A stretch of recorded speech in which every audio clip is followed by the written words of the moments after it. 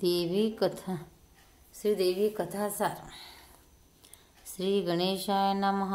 श्री देवी नमः.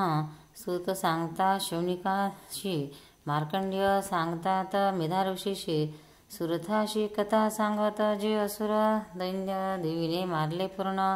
सेनापती चक्षुर धावला, युद्ध करिता झाला दुर्धर देवीवरी अपार.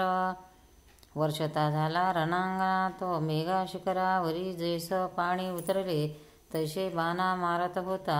त्या दुर्धराचे देवी बाण झाड नाहीसे केले. देवीने स्वतः बाण मारूने घोडेसारथी मारिले. त्याची पताका एक पणा पाडता त्याला खूप जखमी केले. तेव्हा तो कडाडून देवीचा सिंहाला मारायला धावला. तेव्हा देवीने खड्ग, मग त्या दुर्धराने देवीवर शूळ क्रोधाने टाकला. देवीने शूल तोडले, त्याचा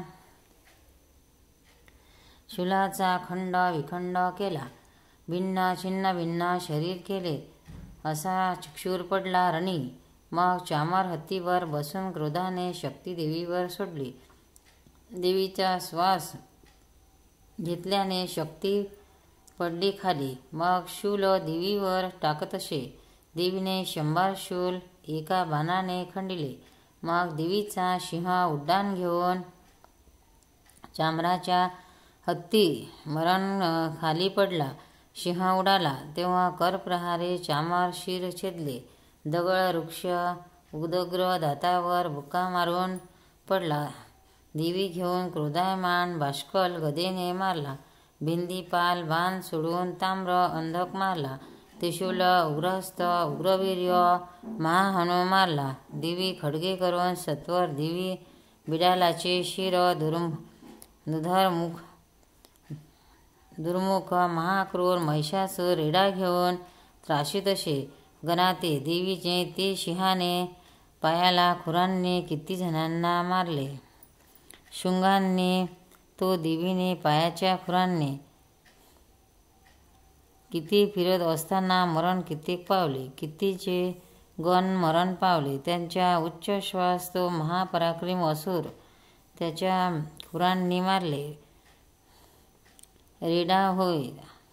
कधी महिषासूर पायाच्या खुरांनी पर्वत पडत असे. देवीने पाशामध्ये गुंडाळले तेव्हा तो पण सिंह बनला. देवी त्याचं शरीर छेदावे तर माणूस बनला. देवीने खड्ग मारावं तर तो हत्ती बनला. शुंडादंड मारावं तो असुर पुन्हा रेडा बनला.